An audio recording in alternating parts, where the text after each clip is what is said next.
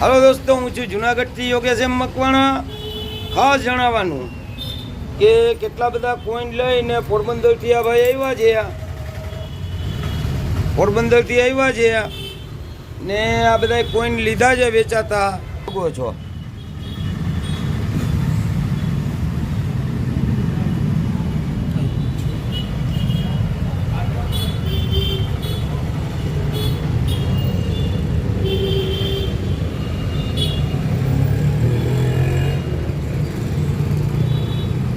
આ નોટું પણ છે અને કોઈન પણ છે